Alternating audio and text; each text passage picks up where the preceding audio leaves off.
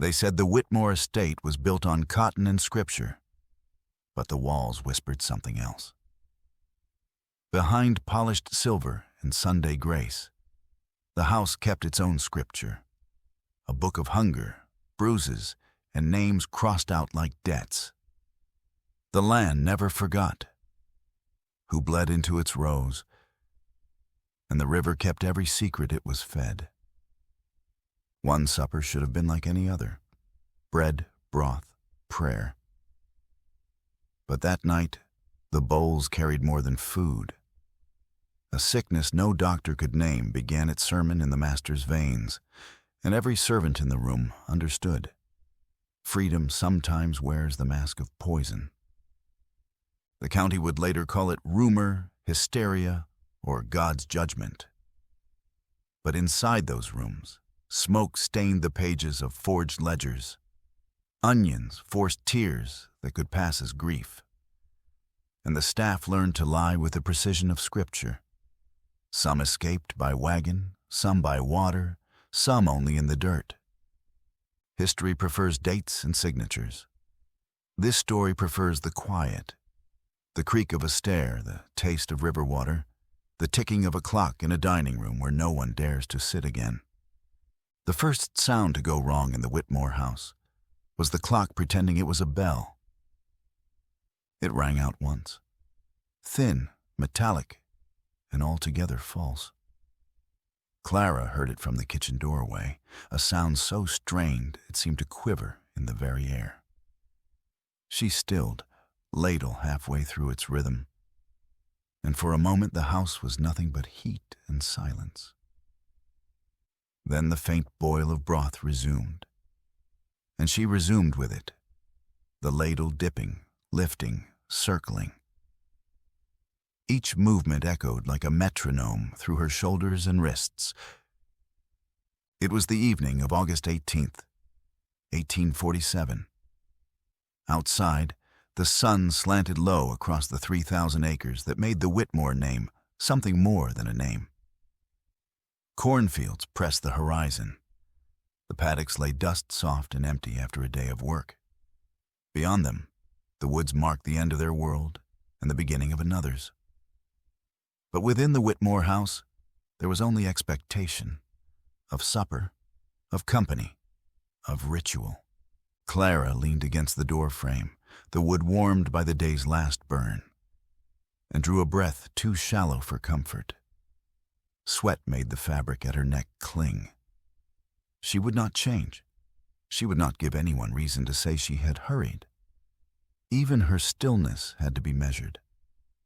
On the table behind her, 12 places had been set. The long mahogany stretched from window to hearth, so polished it caught the lantern light in uneven stars. Each plate, each glass, each folded napkin aligned with the next, as though the very act of eating together required geometry. Clara counted them again, because she could not stop herself. 12. She whispered the number beneath her breath, as though it would settle into her bones if she said it aloud. She had done the same with her daughters once upon a time. The habit had never left her. Count the plates, count the girls, count the seconds between each breath of silence in a room that had no business being silent. It was the only arithmetic she trusted, the arithmetic of absence. Her wrists ached tonight, though she had done little enough to earn the pain. The ache had started the summer after her second child, lingering no matter how many herbs she steeped or how tightly she bound them at night. It was as if her body had decided it would not release her from remembering. Each pulse at the joints reminded her of what she had carried and what she had lost. The Whitmore house was not kind to those who remembered. Its corridors stretched too long. Its windows admitted too little. The rugs had been chosen for grandeur rather than comfort, and every chair sat slightly higher than one wished, as though no one were ever permitted to relax within them. But the kitchen, her kitchen, still bore the heat of labor, the scent of garlic crushed into oil, the hiss of iron against flame. It was alive in a way the rest of the house refused to be. She stirred once more, and the ladle tapped against the pot like a knock. Reflexively, she glanced toward the hallway, though she knew no one was there. The others would arrive soon enough. They always did, at the appointed time. 12 places set. 12 breaths she counted out, each deeper than the last. When she had married into Whitmore land, she thought acres meant freedom. 3,000 spread like an ocean. Cornrows, timber, the glint of water pooled in low pastures. But land, she learned, was not sky. It was not air. It was heavy. It bent the back and marked the mind. You could not walk beyond it without wondering who would notice. You could not breathe within it without hearing the weight of its history press upon your ribs. Clara pressed her palm to the doorframe, grounding herself against the throb in her wrists. The wood was scarred with notches, her daughter's heights marked year by year until the year they stopped. She traced one with her thumb, splinter raised like an old wound. Memory pressed her eyes to water, but she blinked them dry. Tonight was not for mourning. Tonight was for something else, though she dared not name it yet, even in her thoughts. The second false chime broke into her reverie. The clock in the hall had not been wound properly. It staggered when it struck. She ought to correct it, but part of her wanted to let it stumble. A wrong clock might be the only true thing in the house. The shadows lengthened across the grand table. She watched as the light found the curve of glass, the blunt shine of silver knives. Each setting stood like a sentinel, silent and expectant. If anyone came early, they would find everything ready, everything orderly, as though the house itself demanded obedience. Clara did not fear disorder. She feared the kind of order that suffocated. Plates too precise, daughters too still, silence too complete. Her plan lived in that silence, unspoken but not unformed. It clung to her shoulders the way sweat clung to her neck. She did not know whether the others would notice, not at first, but by the 7th chime they would feel it. By the 7th chime, she would be past the point of blinking. Her hand trembled once on the ladle. She steadied it. Her wrists complained, but she lifted again, stirred again, circled again. Heat rose against her cheekbones, flushing her with a fever that was not fever. Outside, the fields fell to dusk. The corn grew indistinct, merging into the woods at the edge of vision. Somewhere out there, a bird gave a final cry, sharp enough to split the silence for an instant before it vanished. She imagined the cry hanging in the trees, unanswered. Inside, the Whitmore house breathed in its own peculiar rhythm.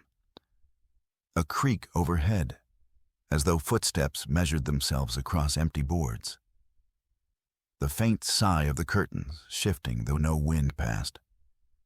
The ticking of the flawed clock, too fast for its own hands. Clara stepped back into the doorway, where kitchen and hall blurred into one another. She stood straight now, no longer leaning, no longer easing the ache in her wrists. She let the ladle hang at her side, still dripping broth, as though she had turned it into a weapon by accident. Her eyes traveled once more across the table. 12 plates, 12 seats, 12 places filled whether bodies came to them or not. She would not look away. Not now. The third chime stuttered through the air. Thin, false, almost pleading. She inhaled, long and low. Her chest rose, her shoulders squared. The fourth chime came faster, as though the clock itself feared running out of time. Her lips parted, though no words emerged. She did not need words. She needed resolve. The fifth. A sound like metal bending. The sixth. Too sharp, almost cruel. Her pulse surged to meet it, her wrists tightening as though bracing for a blow. And then the seventh. The sound did not fade at once. It lingered, stretched, trembled in the beams above her head, until it became something else entirely. A reminder, a warning, a promise. Clara did not blink. Not at the chime, not at the silence that followed. She stood in the doorway, eyes unbroken, as though by sheer refusal to close them, she could force the house to reveal what it was hiding.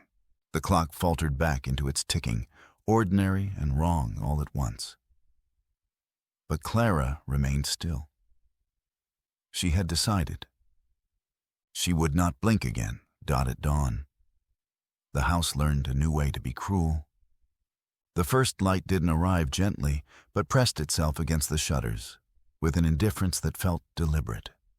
Clara stood at the wash basin in the scullery, her hands raw from yesterday's scrubbing, when she heard the paper crackle in the judge's study.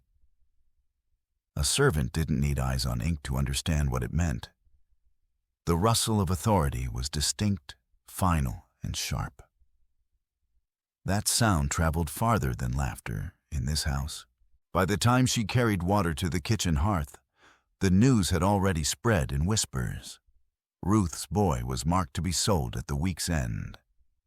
He was 7, old enough to trail her skirts, old enough to hand her thread when she sewed by the fire, old enough to answer the judge politely and avoid his gaze when the mood turned sour. Old enough, Clara thought, but never enough to belong. She saw Ruth stagger against the stoop post when the order was spoken aloud. Ruth's breath had left her body in a rush, as though some unseen hand had struck her chest. Clara felt it too. The cruelty wasn't in the act alone, though that was heavy enough, but in the timing.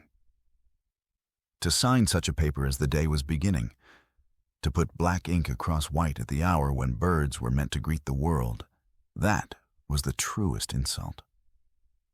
Morning, Clara realized, had been claimed by him as well.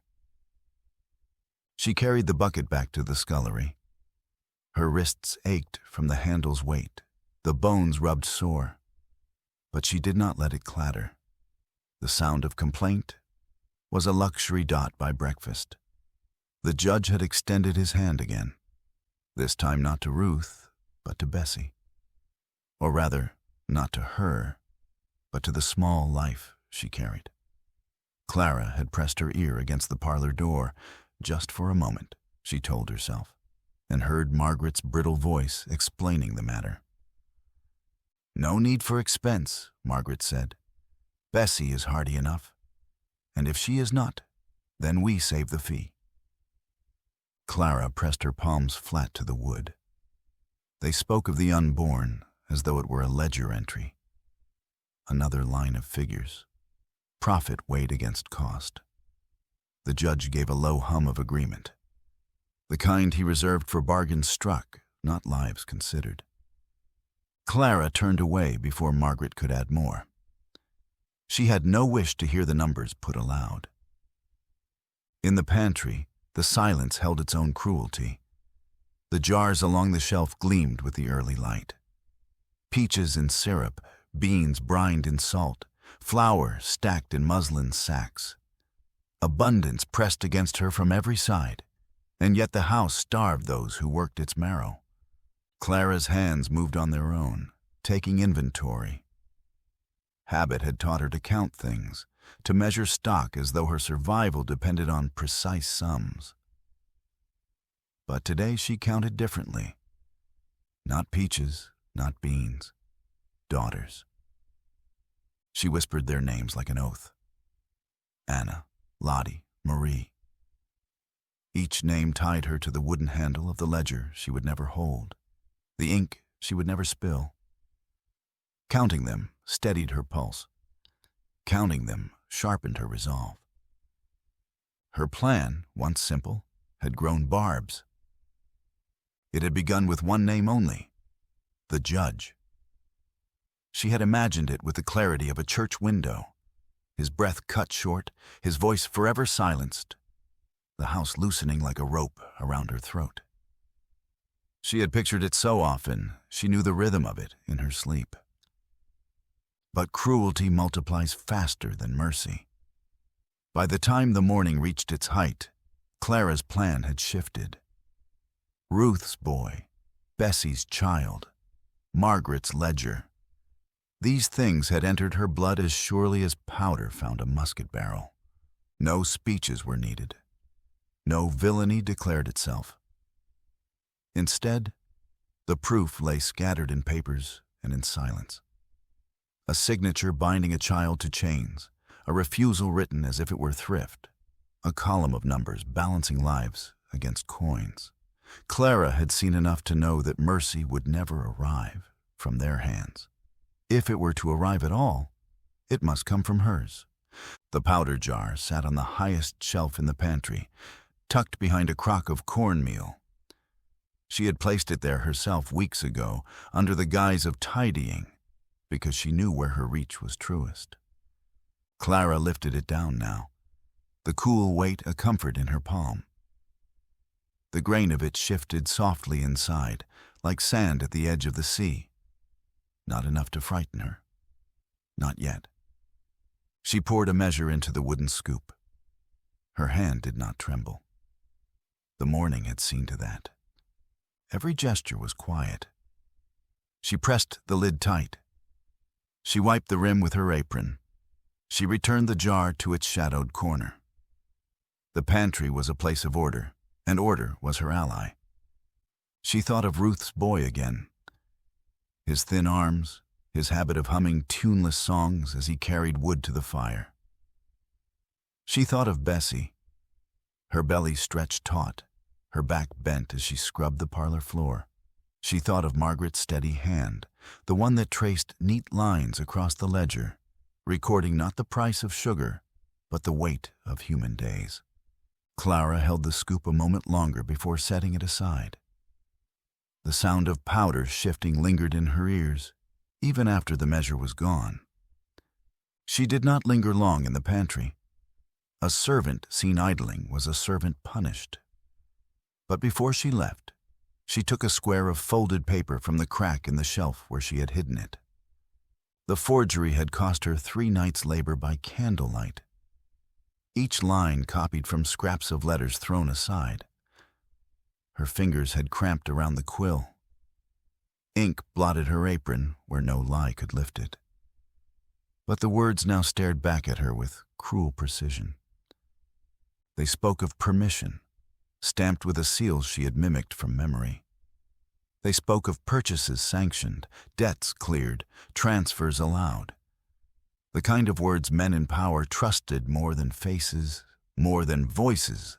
Clara slid the folded sheet into the lining of her dress, tucking it into her hem where no searching hand would find it easily.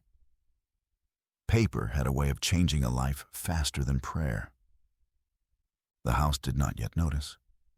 The judge moved from parlor to porch with his stride unbroken.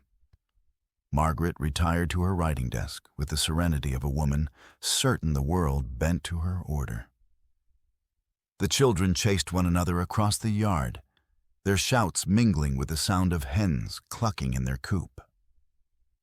Only Clara felt the shift. She smoothed her apron flat and returned to the kitchen hearth. The coals glowed red, waiting for the meal to be prepared. The ladle lay where she had left it the night before, its curve catching the light. But the kitchen no longer felt the same. Dawn had changed it, not with fire or ruin, but with the quiet, merciless certainty of ink. Clara stirred the pot once, slowly, letting the steam rise into her face. Her wrists ached, her jaw clenched, her breath steadied. The morning had shown her enough. And when evening came, she would be ready to answer Dot. The kitchen prayed in the only language it knew: boil, stir, taste, swallow. The kitchen prayed in the only language it knew: Boil, stir, taste, swallow. Every surface carried some fragment of devotion. Iron pans blackened by decades of suppers, knives sharpened to thin hymns, and the thick air that wove together smoke, onion, and sweat into a creed. Heat swelled the rafters until they trembled with condensation. The day outside had not yet cracked into full brightness, but already the kitchen had found its rhythm, a chorus of chopping, scraping, and the muffled hum of a kettle near boil. Ruth's hands moved like scripture. She pinched salt between her fingers, let it fall in a thin line over a basin of carrots, then crossed herself against the steam though no priest had blessed her since girlhood. At her side, Samuel wrestled with the wine reduction, coaxing the liquid from sharp bitterness to soft sweetness, with patience that belonged to older men. He stirred in circles so slow, so even, it seemed as though the pot itself breathed through him. Thomas, younger and still unsure where to place his weight, chopped onions too quickly, his knife skipping on the board, nearly striking his thumb with each stroke. Ruth muttered when she saw him, "Steady, child. Food won't be hurried." Thomas gave a shy nod and adjusted, slowing down though his eyes watered from the sting dot near the back wall, behind sacks of flour that bore white scars across their cloth. Clara reached. Her hand slid past the stacked tins until she found the gourd she had hidden, dark, hollow, with powder clinging faintly at its mouth. She did not lift it high. She cradled it low against her skirt as though it were any other spice jar, any other vessel of kitchen necessity. Her movement drew no attention, not even from Ruth, who trusted Clara's stillness more than most. The day's work thickened. Ruth set a roast into the hearth, fat spitting onto coals in angry applause. Samuel bent over his pot, tasting, then murmured thanks to no one in particular when the flavor settled right. Thomas carried a basket of turnips to the basin, dunked them in cold water, and watched dirt bleed away. Each task was small, but together they built the day's sermon, a wordless appeal that the house might keep them alive one more evening. Above, a bell cracked the air. Not the call for prayer, Margaret's bell. It rang once, sharp, thin as a blade sliding through parchment. The sound reached every corridor of the house, but in the kitchen it carried a second weight, the reminder of discipline. Margaret had trained them all to measure themselves by the sound of her brass. 1 ring meant begin, 2 meant halt, 3 meant inspection. The kitchen's pulse, their very breathing, bent towards her rhythm as though she were the conductor of a cruel orchestra. Samuel glanced at Ruth. "She wants us quicker." Ruth's jaw tightened. "Then quicker it is." The kitchen's prayer grew louder. Knives struck faster, pots hissed with sudden bursts of heat, and Clara's silence thickened in the rush. She did not flinch at the bell. She did not hurry. She moved with the same steady patience she had shown with her powder earlier that morning. Stillness was her rebellion, though no one named it as such. To them, Clara simply worked as Clara always had, quiet, obedient, without error. But the kitchen noticed in its own way, the way she stood too straight when others bent, the way she lingered half a breath longer by the flour sacks, the way her eyes flicked, quick as a candle's tongue, toward the door that led to the dining hall, where the evening meal would be carried. Ruth wiped her brow and turned back to the roast. She tested the meat with a long fork, nodding once to herself. Almost. Samuel set the reduction aside, covering it with a cloth to rest. He rubbed his wrists, muscles trembling from the endless circling of the spoon. Thomas carried out the vegetables, steam rising in soft banners that clouded his face. His mouth worked silently. Prayers he didn't dare speak aloud, lest Margaret hear and find offense in supplication. The cake took shape last. Flour, eggs, sugar beaten until the air itself seemed to thicken with sweetness. Ruth handled it with reverence. Birthdays, funerals, Sunday suppers, cakes marked the difference between days of sorrow and days of joy. But tonight, there was no celebration, no marker beyond the demand of Margaret's table. Still, Ruth whisked as though joy might be conjured out of muscle alone.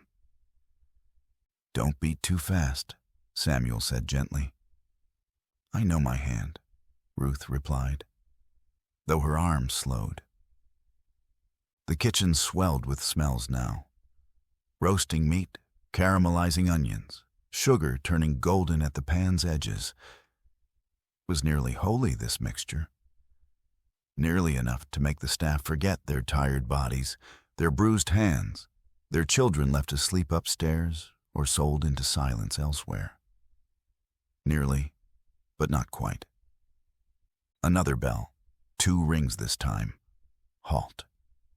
Knives froze midair, pots hissed unsupervised. Ruth held her whisk aloft, as though caught in stone.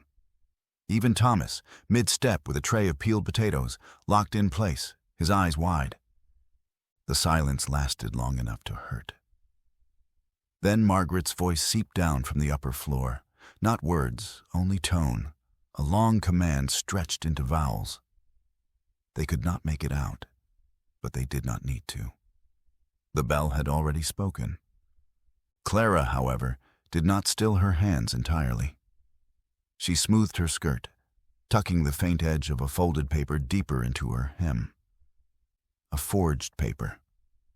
A careful seal drawn with ink so steady it betrayed no tremor. She pressed it flat against her thigh, then finally stopped, letting stillness take her too. When the silence ended, the kitchen resumed its prayer.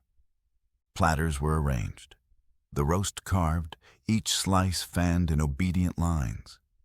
Vegetables heaped into bowls, colors softened by steam. The reduction poured over meat until it glistened with dark sweetness. The cake set on its stand, ready to be carried though no laughter would greet it. Each dish placed not with flourish, but with discipline. Each meant to confirm Margaret's authority in the dining room above. Ruth wiped her hands on her apron. "Carry them careful." Thomas nodded, too nervous to speak. His hands shook as he lifted the first platter.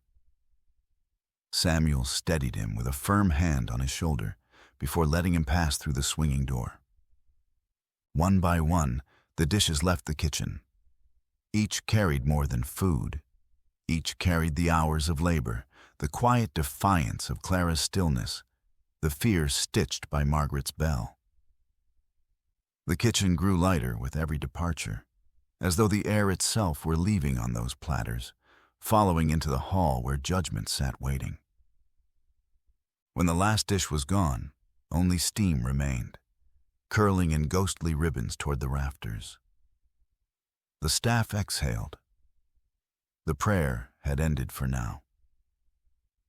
But Clara stayed a moment longer by the flour sacks. Her hand brushed the hidden gourd once more, as though reminding herself it was still there, still waiting. Then she turned, face calm, and followed the others out, leaving the kitchen to its silence.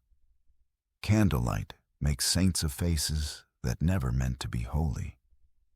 The dining hall of the Whitmore house was the kind of room that wanted to outlast generations. Its walls carried portraits with stern frames, men in powdered wigs staring across at women with white throats caught forever in paint. Between them stretched a table so long that when Clara set her own hands on the polished wood, she felt as if she were touching a bridge, something meant to hold more weight than any one night could ask of it. The candles had been lit by Samuel half an hour before the guests crossed the threshold. 6 down one side 6 down the other, and a taller one in the center, flames leaning together as though whispering. Their light blurred wrinkles, softened jowls, made even Margaret's pinched mouth look solemn instead of cruel. Candlelight was the only honest guest at the table. It revealed without shame how much everyone longed to look better than they were. The 12 places were set. Crystal glasses like clear bells, silver utensils heavy enough to remember their mining. At the head sat Judge Whitmore, his girth claiming more of the chair than its maker intended. To his right, Margaret, ledger still warm from her fingers earlier in the day. Beside her, Mr. Harrington of Raleigh, who had come to discuss rail lines stretching toward Atlanta. Next to him, Reverend Shaw, eyes downturned as though supper were sermon. The rest were kin or neighbors, each face bearing the Whitmore stamp of land and entitlement. And at the far end, pouring the first wine, stood Clara. She wore the dark dress Margaret had insisted upon, its cuffs starched stiff enough to scrape her wrists. Her hair was pinned without ornament. She kept her chin lowered, eyes passing over the glasses as though counting without numbers. Each pour measured, each stop deliberate. A house servant, nothing more. But the rhythm of pouring was prayer to her. The tilt of bottle, the rise of liquid. The hush as it stilled. Conversation began as it always did, like men wading into a shallow river. Cotton prices first, railroads next. The progress of tracks through the Carolinas, how many ties could be laid by Irish laborers in a single day. Whether steam promised salvation or ruin. Voices overlapped politely, practiced in the art of speaking without listening. Margaret's voice pierced above the others now and then. "We must be cautious," she reminded. "The cost of new iron is not to be taken lightly." She dabbed her lips, though she had not eaten yet, as if punctuation required the gesture. Judge Whitmore lifted his glass first, as was his right. Clara's eyes caught the flame bent in the wine as he swallowed.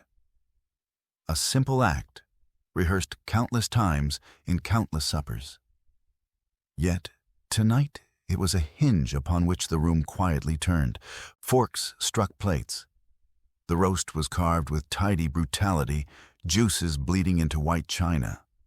Vegetables steamed beside them, bright against the brown. Sauce ladled. The clink of serving spoons echoed like small bells. At first, all was as it always had been. Ruth carried in the second platter, Thomas followed with bread. Samuel wiped a spill no one noticed. The talk swelled, dipped, swelled again. Then the first shift came, too minor to be marked. Mr. Harrington cleared his throat once, twice, then reached for his water more quickly than before. The Reverend paused mid-sentence, pressing thumb and forefinger against the ridge of his nose. The judge's laughter was shorter than usual, cut by a swallow that dragged longer than it should. Clara kept moving. Her stillness lived beneath her skin. Outwardly, she stepped, set, retrieved, poured. When Margaret asked for the salt, Clara placed it before her with a bow just shallow enough to pass unnoticed. The symptoms did not come as a storm, but as weather shifting degree by degree. A dryness across tongues, the odd heaviness of air in the chest. Sweat rising beneath collars, dampening the starched linen at throats. Small cramps disguised as shifts of posture. The judge leaned back, belly straining against his waistcoat. His napkin, once firm on his knee, slipped to the floor with a flutter like a bird losing altitude. No one moved to retrieve it, not even Clara. Conversation staggered forward, though sentences grew shorter. Cotton yielded to weather. A dry spell in July, a storm in Charleston. Yet even those words landed softer, as if their weight had been reduced.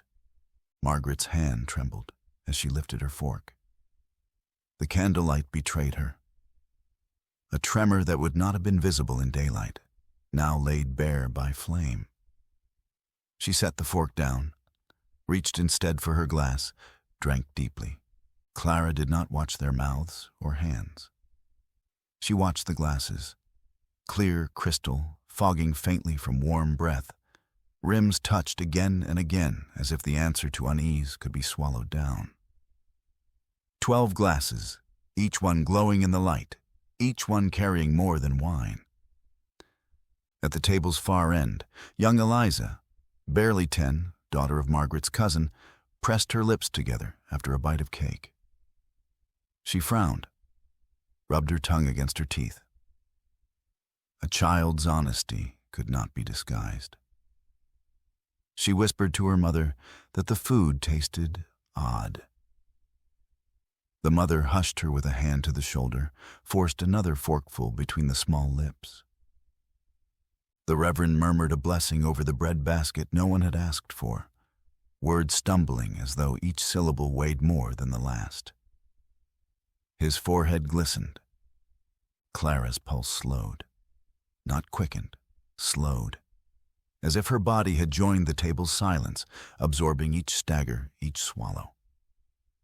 She set down the emptied wine bottle, folded her hands at her apron. No one noticed her stillness. The candles burned taller, wax trickling down their sides in rivulets that hardened like frozen tears. Shadows lengthened across portraits on the walls, saints made of men who had never prayed sincerely. Faces in gilt frames watched as the living shifted in their chairs, coughed into napkins, loosened collars when etiquette allowed. The talk of railroads dwindled to mutters. Someone asked about the harvest, but no answer came quick enough.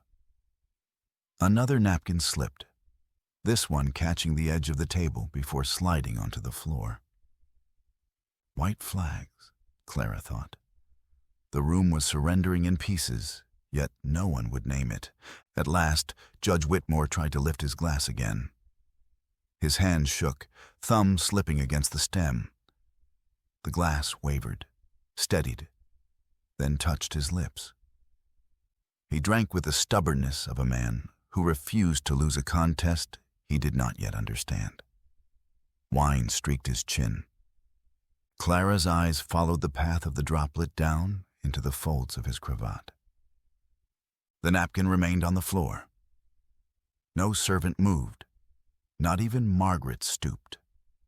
The white square lay there, crumpled under candlelight, waiting for hands that had no strength left to claim it. And so the supper lingered in its own silence, broken only by shallow breaths and the faint hiss of candles burning lower. Clara did not blink. Some deaths arrive with trumpets. This one used a spoon and patience. At 7:45, the Whitmore table was still warm with chatter, though the words had begun to thicken. A toast half raised when unfinished. The glass left trembling in a hand that could not quite remember the reason for celebration. Heat clung to the dining room like a second tablecloth, trapping every breath, slowing every laugh. Clara stood at the far end, her hands folded neatly, her eyes fixed on no one. Her stillness had begun to register. It was not fatigue, not subservience. It was decision. Around her, 12 glasses glistened, each a lantern dimming by degrees. The first sound was a child's cough, the kind meant to clear a throat before more cake. It repeated, then stumbled into a wheeze. The mother hushed him quickly, offering a dab of napkin and a promise of water. She did not yet recognize it as a note in a larger song. By 8 o'clock, the air was busy with new noises, scrapes of chairs, spoons abandoned mid-bite, the clumsy swallow of men who found their mouths dry after only 2 bites of meat. Conversation faltered, replaced by murmurs about the wine, the seasoning, the air itself. Someone laughed, lightly, to dismiss it. But the laugh broke into a burp, and then silence. The judge, Mr. Alcott, was among the first to rise. He pushed back his chair, the sound rough against the floorboards, and placed both palms on the table as if steadying a ship. "Heat," he muttered. "Damn August heat." But his knuckles whitened and his knees shook. Across the table, Margaret dabbed her lips, her napkin trembling. She tried to call for another bottle of claret, her voice thin as if it had to climb through molasses. The order drifted into the kitchen, where Ruth paused, bowl in hand. She glanced toward Clara. Clara did not move. The kitchen itself seemed to know. Steam slowed its rise. Sauce thickened in the pot without stirring. The bell rope hung unused, swaying slightly though no one had touched it. By 8:20, children whimpered. One girl leaned her forehead against her father's shoulder, whispering that her stomach hurt. He hushed her, then gritted his teeth against his own cramp. The ache spread like spilled water. From belly to chest, from chest to throat. Each breath more costly than the last. A guest attempted to stand, to fetch air from the veranda, but his legs betrayed him. He collapsed back into the chair, sweat soaking through his fine waistcoat. The smell of sickness entered the room, sharp and sour, cutting through the perfumes and roasted meats. Margaret rang the little table bell at last, the chime thin and frantic. No one came. Ruth had heard it. Samuel had too.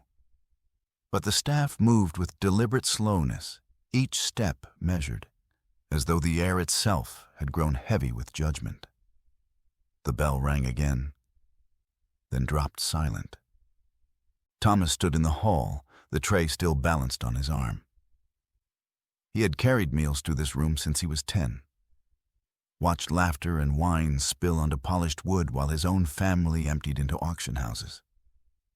Now, at 16, he listened to the moans behind the door and found his legs unable to step forward. He saw his sister's face, her eyes on the day they parted, the grip of her hand broken by a stranger's purchase. The sound of that breaking was in his ears now, echoing in the coughs and retches of those gathered. The door cracked open. He saw Clara at the far end, upright as ever, watching. She gave no signal, but he felt one. Stay. He did. The tray grew heavy, his arm numb, but he did not move.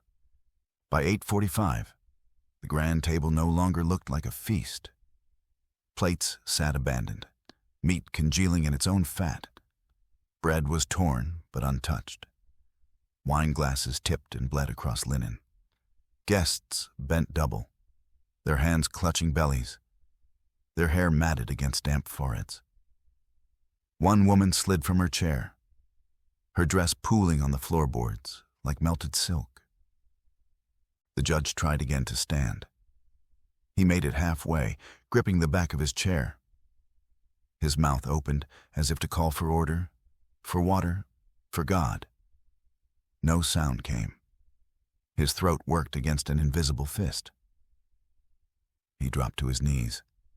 His wig slipped, showing the baldness he always hid, a small indignity revealed in the half-light. Margaret reached for him, but her arm shook violently, the hand curling into a claw. The bell beside her clattered to the ground, its handle splintering against the floor. No one bent to retrieve it. By 9 o'clock, the dining room was a litany of groans and whispered prayers. Some guests clutched rosaries, beads slipping through slick fingers. Others muttered bargains. "Spare my boy, take me instead," though their children already lay doubled over beside them. The room's order was breaking. Clara moved once. She adjusted the wick of a candle, steadying the flame. Her face caught the glow, sharp against shadow.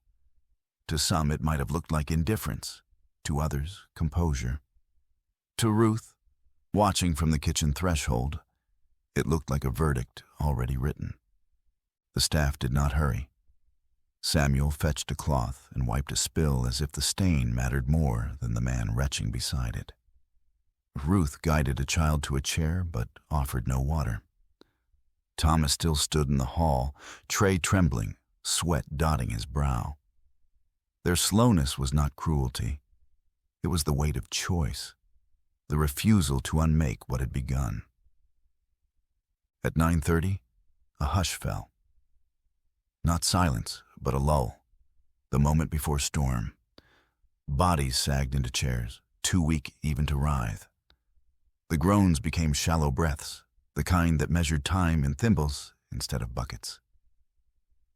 The father who had hushed his daughter now lay with his cheek against the table, his lips pressed to the wood as though he might drink life from its grain. The child with the first cough no longer coughed. His chest rose faintly, lips parted. His mother stroked his hair, her own body shaking, her prayers dissolving into whispers, too soft to hear. Margaret clutched her ledger, though she had no strength to write. Her ink-stained fingers curled around it, as if cost and credit could anchor her. The judge lay still beside her, his chest rising in jerks, each one shorter than the last. By 9:50, the river could be heard. Its current was steady, louder than the voices that once filled the room. The windows were closed, but the sound found its way through. Water against stone, water against roots. It was as though the house itself leaned toward that current, amplifying it, carrying it through every corridor. Clara heard it. She had grown up with that river's sound, used to falling asleep to its rush. Tonight, it was not lullaby, but reckoning. She kept her eyes on the table, on the plates and glasses now dulled with fingerprints and stains. The clock ticked toward 10. The bell was silent. The house listened to the river, and the river was louder than it should be. Smoke can age a page if you know how to ask it. The house groaned like a body trying to breathe through water. Upstairs, where the walls still carried laughter from supper, the air was thick with the drag of sickness. Shoes scraped against boards. Someone whispered a prayer in a half-remembered Latin. But down in the quarters, under the shadow of smoke and river sound, Ruth set her jaw against both heaven and hell. She had paper on the table. She had ink. She had to make the dead look tidy. The lamp burned low. Not because oil was scarce, it was, but because too much light told the truth about a hand that shook. Ruth dipped the quill again, steadying her wrist the way she had steadied her boy's head when he was fevered last winter.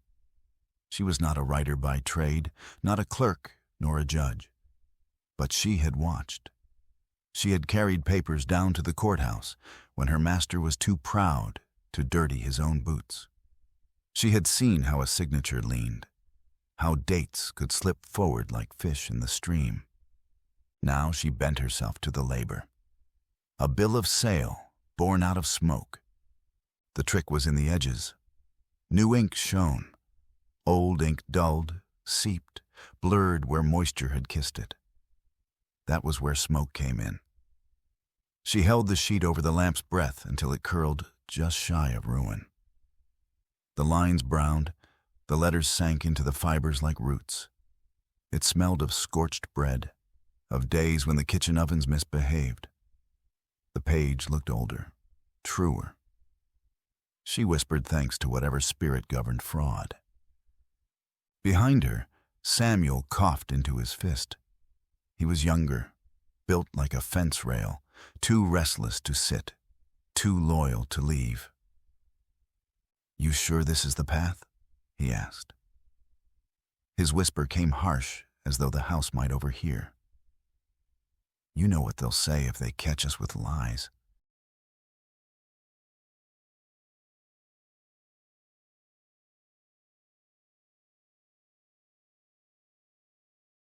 Behind her, Samuel coughed into his fist. He was younger, built like a fence rail, too restless to sit, too loyal to leave. "You sure this is the path?" he asked. His whisper came harsh, as though the house might overhear. "You know what they'll say if they catch us with lies." Ruth didn't look up. "They'll say worse if we've got no lies at all." He shifted, bare feet against the packed dirt floor. "Maybe we say the truth for once. Maybe we tell how it happened, that they choked on their own greed, not our hands. Let the judge's friends argue with heaven." Old Moses stirred in the corner where he had been quiet too long. His beard was ash-gray, his back bent, his memory full of years no one asked for. "Truth won't save you, boy," he said, his voice deep as a shovel in soil. "Truth got my Ruth's sister hanged in Richmond. Truth don't wear the right shoes in court." Samuel's jaw worked, but he swallowed the answer. His hands went restless again, folding the hem of his shirt. Ruth kept the quill moving. She was not deaf to Samuel's ache, nor blind to Moses's scars. But the paper had to sing the right tune before morning. It was more than one sheet. It was the ledger too. She had taken Margaret's great black book, heavy as a Bible, its spine cracked from years of sums and names. The ink inside told who was born, who was whipped, who had cost too much in medicine or too little in yield. Margaret wrote people like figures on a balance, but she wrote them neat. Ruth set about undoing that neatness. A slip of the pen here, a blotch there, tiny sicknesses in the rows. A boy's age lowered, a debt marked as settled. She didn't erase. Erasing shouted louder than a scream. She sickened the book instead, made it cough in the right places. Outside, the house wheezed again. A door slammed. A body fell. The sickness upstairs had rhythm now, groans like a hymn sung out of tune. Ruth felt each sound through the soles of her feet, but she did not flinch. She had waited too many years for a night that bent toward her hand. When she paused, Samuel pressed forward, hungry with worry. "What story are we telling then?" he asked. "That they took ill," Ruth said. Her fingers pinched black dust from the hearth and rubbed it along the paper's crease. "That supper didn't sit right. That the Lord carried them sudden. And if the doctor don't believe it?" She looked him in the eye, sharp as a needle. "Then we weep harder than he can argue." Moses chuckled, dry as corn husks. "That's wisdom. Tears'll buy you longer than scripture these days." The old man reached for the onions set aside for tomorrow's broth. His fingers split one with the slow grace of age. The sting filled the room sharp and raw, prying at their eyes until tears welled. Ruth leaned close, breathing it in until her lashes blurred. She imagined standing before a magistrate, her voice thick, her cheeks streaked, the paper damp from grief. A widow in practice if not in law. Samuel watched her, then bowed his head. He was not broken. No, he was brimming with the same fire Clara had carried upstairs, but his flame bent toward Ruth's calm. He took another onion, split it, pressed the sting into his palms like baptism. The pages lay drying on the table. Smoke had kissed them. Ink had bent under breath. Ash speckled the margins. They looked like they had lived through months of drawers and dust, not 1 hour of desperate hands. Outside, the river ran loud. Too loud. It swallowed the sound of the bell that should have been clanging, the bell that had gone quiet when the sickness struck its master. Ruth closed her eyes, hearing both silences, the bells, the ledgers, and chose to answer with noise of her own, the scratch of the quill, the whisper of paper folding into her apron. When the last sheet cooled, she stacked them neat, slid them under cloth, and tied her hem shut. Her hands smelt of ink, onion, and smoke, 3 sacraments of survival. She straightened her back, looked once at Samuel, once at Moses. "Morning will ask questions," she said. "We'll be ready with answers." Moses nodded, slow as old trees bend. Samuel pressed his palm flat to the table, as though anchoring himself to the story they had chosen. The lamp guttered. The ink dried. And Ruth, eyes still stinging, practiced a widow's weep in the dark. The river writes without letters, but it knows every name you hide inside your mouth. The wagon was waiting where it had been promised, at the back edge of the pasture, where the grass rose taller than a woman's waist and cicadas had already begun their night-long sermon. Clara approached with the caution of a creature long accustomed to listening first, stepping second. Her satchel was small, hardly more than a child's school bag, the straps damp with her sweat though the night was cool. Inside it were things that made no sense together.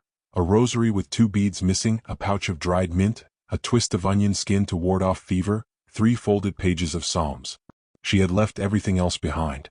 The driver leaned against the wagon tongue, chewing on a blade of grass. He was middle-aged, his beard salt and pepper, his hat brim low, and his silence exactly what she needed. He gave his name as Daniel only after she asked, and even then, his voice sounded like a man who'd been asked to open a locked drawer he rarely touched. He didn't look at her long. He looked at the horse, at the sky, at the road that bent into shadows. "You Clara tonight?" he asked, voice soft. "No," she said. "Not Clara." He nodded once, accepting the lie as if it were a coin paid fairly. She climbed into the wagon bed and settled among crates of apples and a barrel that smelled faintly of vinegar. The boards were rough against her back, but they spoke of purpose, not punishment. The wagon began to move with a groan, wheels catching at ruts in the earth. Each jolt pushed her heart higher in her throat. She had spent months, maybe years, mapping this escape in whispers and half-gestures, gathering bits of knowledge as carefully as she'd once gathered herbs by moonlight. Which creek ran shallow enough to ford? Which road patrols slept heavy after a bottle? Which ferryman would ask no questions if paid in silence and labor? Now the plan was no longer lines in her head. It was dirt under wheels, the smell of horse sweat, the dull rhythm of hooves striking packed earth. Daniel drove without chatter.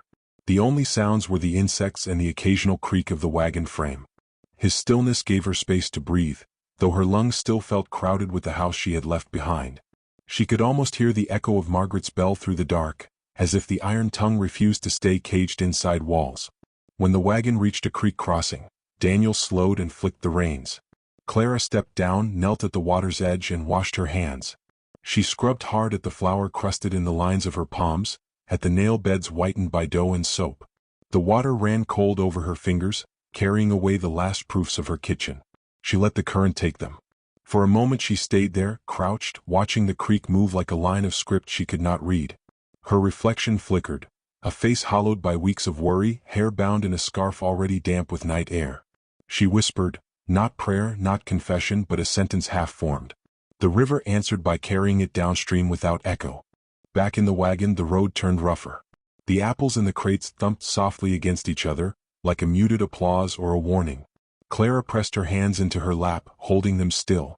Fear was no longer a sharp edge. It was a steady weight pressed down on her ribs and back like an extra body she had to carry. She did not expect chase.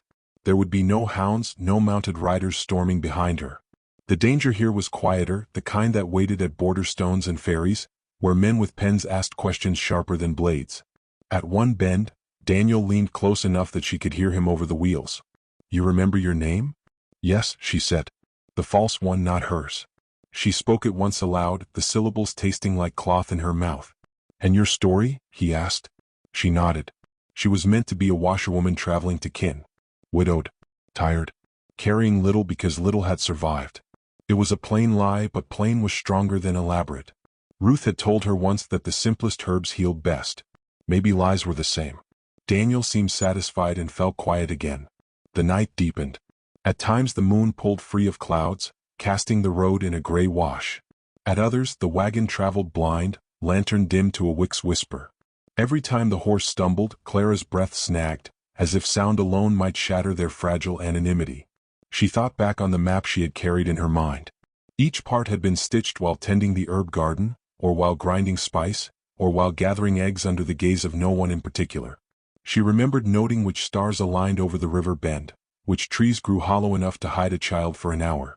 Planning had been her second language, spoken under her breath. Now the grammar of the river would either accept her sentence or break it. At a crossroads Daniel stopped. A lantern swung from a pole where two roads met, the flame catching moths in its halo. A white man leaned against the post, rifle slung casual across his chest. His eyes moved over the wagon, then over Clara. Daniel spoke first, slow as syrup. "Evening." The man spat. "Late to be carting goods." "Market waitin' at dawn," Daniel replied. The rifle stayed pointed at the ground, but the pause after felt longer than it was. Clara let her shoulders sag as if she were nothing but a tired servant. She coughed once, rough in her throat, and looked down at her hands. The man stared a second longer, then waved them on with a flick of his wrist. When the wagon moved again, Daniel didn't glance back. Clara did, once, just enough to see the lantern shrink into a star behind them. Hours thinned. The road sloped toward the river, its smell arriving before its sound. Mud, algae, the faint bite of fish. The ferry landing came into view like a stage half-lit, figures moving slowly with ropes and poles. Clara's chest tightened. This was the hinge.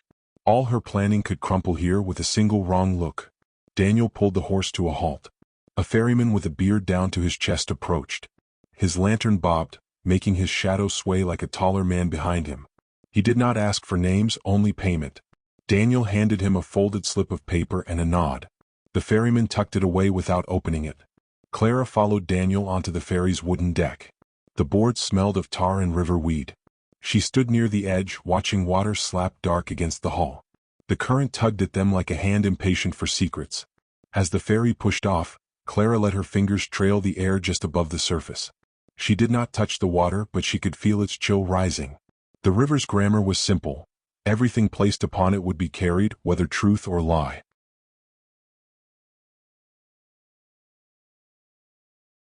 Halfway across, the lantern at the ferry's bow swayed free of its hook and drifted outward, bobbing on the water like a star fallen from a careless sky. For an instant, everyone aboard froze, watching that small flame float away. It seemed fragile enough to drown, yet stubborn enough to keep burning. Clara fixed her eyes on it, and something inside her shifted. The lantern was not asking to be believed, yet it burned all the same. Perhaps she could do the same. By the time the ferry scraped the far shore, the lantern was still drifting behind them, a star that had chosen water instead of sky. Clara stepped onto the bank with the weight of the house finally loosening in her chest. The river had taken her name, her flower, her fear, and written them into a language she did not yet know how to read. But it was enough. They came with boots and notebooks, as if either could hold a night like this. The sun was already making the magnolia leaves shine like oiled leather when the first wagon creaked down the road. Two men sat on the bench, neither eager to be the first to speak. The sheriff wore his badge like it weighed something more than tin. Beside him, the coroner balanced his hat on his knee, fingers drumming the brim as if his pulse could not keep steady without help. The big house looked different in daylight. Its columns were streaked with the damp of the night, paint blistering in spots, a porch board slightly bowed from years of boots and rain. No smoke trailed from the chimney. The quiet had thickness, the sort that pressed at ears. The sheriff cleared his throat once they reined in. "Looks like Sunday after a storm," he said. The coroner only nodded, stepping down with the stiffness of a man who had not slept. Inside, the air clung, soap and lye from the hurried scrubbing, but under it something heavier. Not rot, not yet, but the heat already lifting sour notes from the parlor. A long table waited with bowls still lined like soldiers who had lost their order. Napkins folded in triangles, one missing, another fallen and half hidden under a chair. The sheriff touched nothing. He bent, peered, straightened again. His boots marked the polished floor but made no sound worth remembering. "Where are they?" he asked. "In the side room," said a voice from the hall. It was Ruth, calm, her hands folded against her apron as if to hold them still. The men walked where she led. They found bodies arranged with more care than most funerals allowed, limbs aligned, shoes straightened, faces damped with cloths that had been wrung and re-wrung. The judge lay nearest the window, his hand curled as though still gripping some invisible paper. The coroner knelt, touched a wrist, then drew back. "Hours?" he murmured. "Not minutes." He sniffed, then caught himself, embarrassed by the instinct. "Food," he said more firmly. "Had to be the food." The sheriff nodded, eyes sharp, roaming the still room. "Arsenic," he said at last, as if testing the sound. The word traveled through the air like gossip down a pew line. Ruth bowed her head just enough, not agreeing, not denying. In the kitchen, the bowls were gathered in a neat row, rinsed but not spotless. The sheriff picked up a spoon, held it to the light. No shine of silver, just dullness, as if the metal itself had been forced to swallow. The coroner scribbled in his notebook, ink catching on rough fibers of cheap paper. "Nausea. Cramping. Sweating. Mouth dry. That's what it leaves." He spoke like recitation, not conviction. "Could be bad meat," the sheriff said. "Not all at once. Could be." Neither pushed harder. Truth was a stone in a pocket. They knew it was there, heavy, but taking it out meant showing its shape to the world. Ruth set cups on the table with gentle clinks, her voice steady. They had been well enough before supper, talking of crops and the new line for the railroad, laughing even. Then, it came quick. The sheriff watched her more than he listened. Her eyes were clear, no tremor in the lids. When she paused, it was to smooth her apron, not to search for words. In the corner, a child's toy, a carved horse missing one wheel, leaned against the wall. No one touched it. The men moved outside for air. The yard carried traces, scuffed earth where water had been thrown, ashes scattered near the garden rows as though someone had burned more than brush. A petal of magnolia, pale as milk, lay on the kitchen step. The sheriff bent, picked it up, turned it between his fingers. "Trees by the front gate," he said. The coroner shrugged. "Petals travel." The sheriff let it fall, drifting down slower than his own thoughts. At the river's edge, the world widened.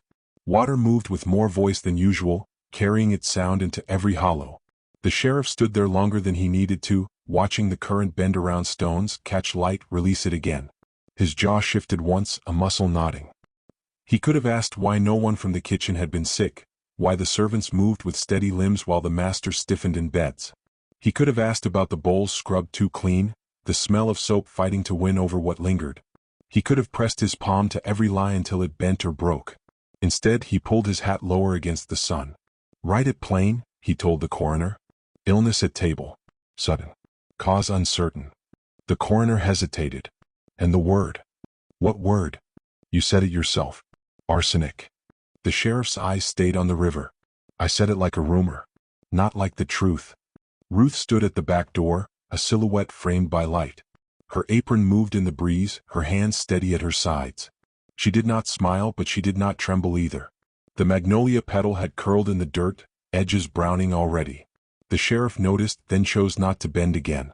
Some things were better left where they fell. By noon their wagon rolled away. The coroner's notebook closed, the sheriff's silence heavier than paper. Behind them, the house exhaled like a tired lung. Ahead, the river carried on, louder than it had any right to be. And the magnolia tree by the gate shed another petal, unseen. All day the county chewed its fear before swallowing it whole. By noon the sun had burned the dew from the fields, but no one moved as if the day were ordinary. The news traveled faster than horses, by gossip carried in kitchen whispers, by the mouths of boys sent to fetch salt, by overseers whose eyes had gone narrow as if the air itself had turned traitor. At the Carter plantation, 2 miles east, the mistress demanded her coffee be poured only after the cook drank first. The girl trembled, the porcelain rattled against the saucer, but she swallowed the scalding mouthful. When she lived through it, the mistress exhaled like someone waking from nightmare. "Every day," she said flatly, and the house servants nodded though their eyes betrayed the insult farther downriver. The Burtons sent their cook away at dawn. No explanation, no fare paid, only a bundle of clothes pushed into her arms and the iron gate locked behind her.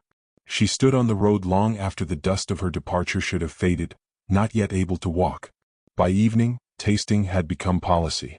Boys were forced to dip spoons into stews before masters dared lift them. Maids took bites of cornbread, then stood waiting under watchful eyes. The ritual was not about safety, it was theater, and the county performed it badly. Some masters spat the food out anyway, certain poison was slow. By evening, tasting had become policy. Boys were forced to dip spoons into stews before masters dared lift them. Maids took bites of cornbread, then stood waiting under watchful eyes. The ritual was not about safety, it was theater, and the county performed it badly. Some masters spat the food out anyway, certain poison was slow working.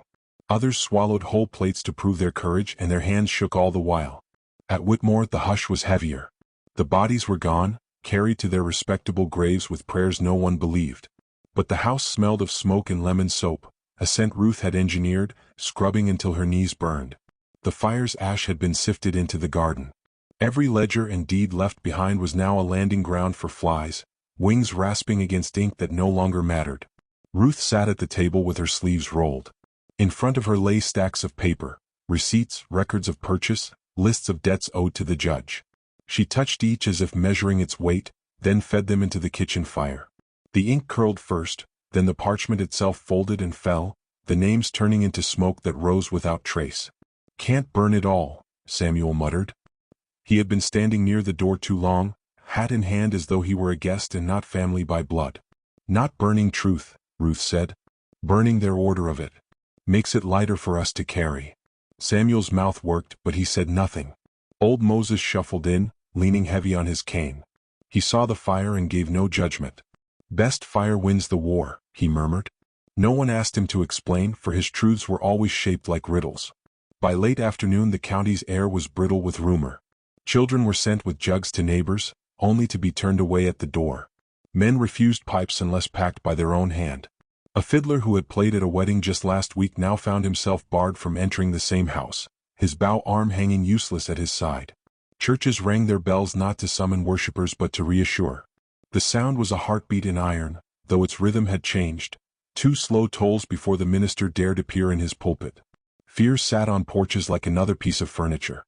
Some masters kept their meals cold, daring hunger to be less dangerous than faith in their servants. Others ate greedily, pretending nothing had shifted, their bravado louder than the scraping of forks. Behind closed doors, prayers tangled with curses.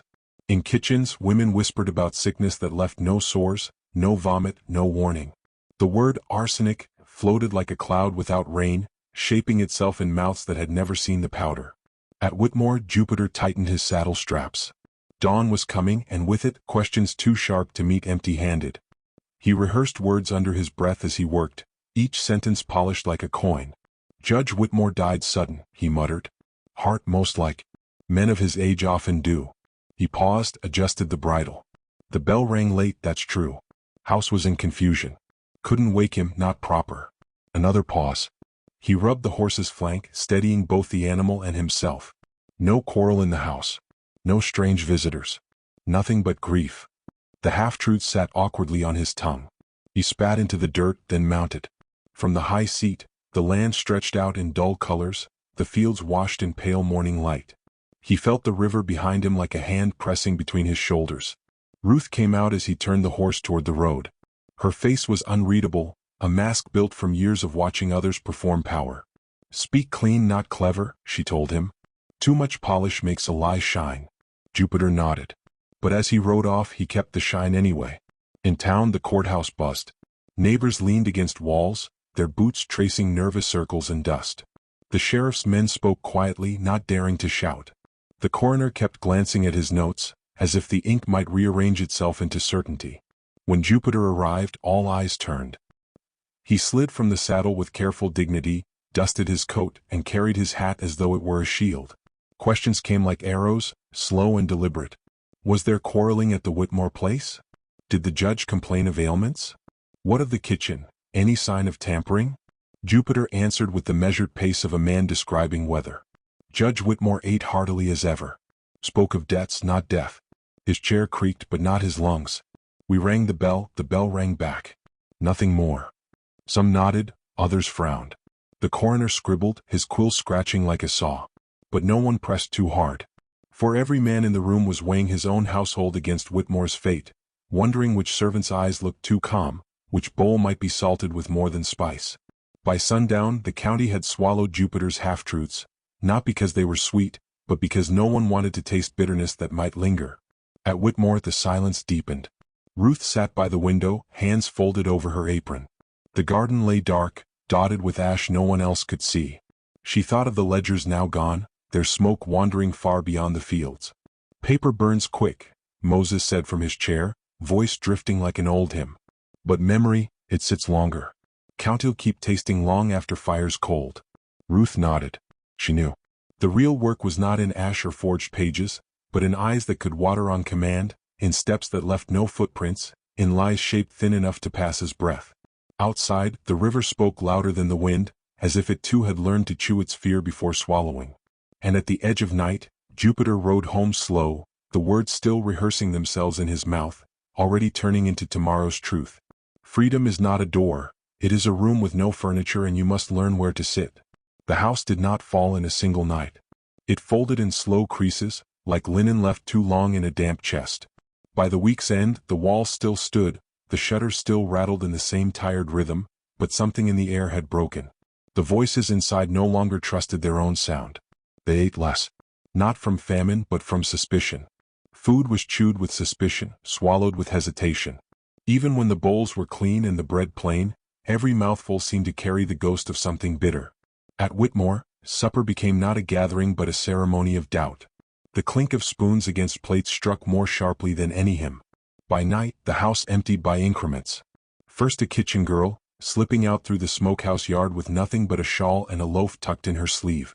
Then a pair of stable hands who left their bridles dangling, pretending only to water the horses before leading them farther into the tree line.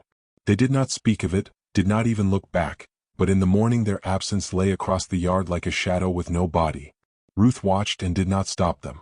She had her own kind of staying, one foot in the room, the other poised for retreat. Kin anchored her, fear too. She burned scraps of ledger and letter, page by page, while the wind carried the ashes into the yard. Each curl of blackened paper lifted like a moth with nowhere left to land. The more she fed the fire, the more hollow the house seemed to grow. Samuel tried to pretend at control. He spoke of inventory, of rebuilding, but his voice was thin, a quill scratching against parchment already damp. Old Moses said little now. He had warned enough, and truth had been found both too heavy and too light. He spent his evenings at the porch rail, humming low songs with no words, staring into the pines. Clara was gone. The house did not say her name aloud, but her absence stretched louder than her presence had. Her path had threaded itself carefully, and if the weave held, she was farther now than suspicion could reach. Still, Ruth knew. Distance was not the same as safety. Clara's journey carried her across water. She remembered the creek where she washed the flour from her nails, the sting of cold, the way the ripples caught moonlight like a secret passed hand to hand. That memory steadied her as she stepped into the next wagon, as she bent her head under the false name rehearsed on her tongue. At the river she found the lantern. Not the ferry's flame alone, but a signal, a star that trembled on water, promising not safe harbor but another crossing. The ferryman did not ask questions. His silence was worth more than any oath. When he pulled the rope and the boat shifted into current, Clara felt the house slide farther from her skin. Still, she carried its weight in her breath, in the ache of her hands. Freedom was not arrival, not yet. It was motion, the courage to keep stepping into the unlit path. Back at Whitmore, the reasons for leaving grew sharper. That final morning, Ruth had opened the ledger. Not the one Samuel tallied crops with, but the other, the thin book with names, prices, and marks beside the smallest of them. She found a line that had not been meant for her eyes, a child's worth noted with a number smaller than the cost of a mule's shoe. Next to it, another refusal, Bessie denied a doctor because the expense exceeds her use. Ruth did not weep at the page. She carried it out to the yard, tore it down its spine, and fed it to the flame. The ink flared green, then black, then was gone. But the shape of the words remained inside her, indelible as smoke. That was the hinge. The quiet thing that tipped the scales. Not the arsenic, not the suspicions, not the sheriff's squint at the river, but a line of ink that measured lives against coin. That was the supper that did not end, the meal no one could finish, the taste of value set against flesh, bitter and eternal. Some stayed. Fear knotted them, or blood bound them, or perhaps they could not imagine ground beyond the yard. The house needed hands, even ruined ones. The hearth still asked for wood. The horses still stamped their hooves in the dark. To leave was a gamble, to stay was a slow bleed. Each chose their risk and no choice was clean. Others left by lantern light. Sometimes they were seen again in whispers, sometimes never. The roads grew crowded with rumors. Of patrols searching wagons, of dogs sniffing at ferry landings, of strangers who promised guidance and sold it for betrayal. The river kept its silence. It took what was given, carried it, and never told. The sheriff came no more. His questions had reached their limit. Arsenic was easy to name, harder to prove. He had looked at the river and chosen not to see beyond it. Papers might be written, but paper burned. Testimony might be spoken, but words shifted like reeds in wind. In the county, fear became its own verdict. Tasters hired, locks doubled, doors opened only to names rehearsed twice. Suspicion fed on itself, and hunger became its grammar. Evening fell heavy at Whitmore. The dining room, once the crown of the house, stood empty. Flies circled the corners, tracing patterns no eye cared to follow. The long table was bare now, stripped of cloth and plate. Only the clock remained, its pendulum swaying with stubborn rhythm. Tick-tock into nothing. Time was counted, but not kept. Outside, the river whispered against its banks. It carried no ledgers, no questions, no supper bowls. It moved with its own time, neither mercy nor malice. A lantern might drift upon it, a boat might cut across, but the river did not mark names. It remembered only the weight of those who stepped into it, and even then only long enough to carry them forward. In the end, there was no verdict, no pronouncement. Only a supper that never ended because it never properly began. Hunger lingered, fear lingered, but so too did motion. The step into water, the quiet handoff, the courage to walk past the edge of what had been called home. Freedom was not a door, it was the empty room left behind, waiting to be remade. Those who sat in it learned quickly, you could not lean on furniture that was not there. You had to shape your own seat, steady your own breath, and teach yourself the grammar of standing without permission. And so the house groaned, the river moved, and the clock ticked to nothing. Somewhere farther on, Clara's feet pressed into new ground. Somewhere nearer, Ruth closed the last ledger and turned away from the ashes. The supper had not ended. It never would. But the table no longer held all the chairs.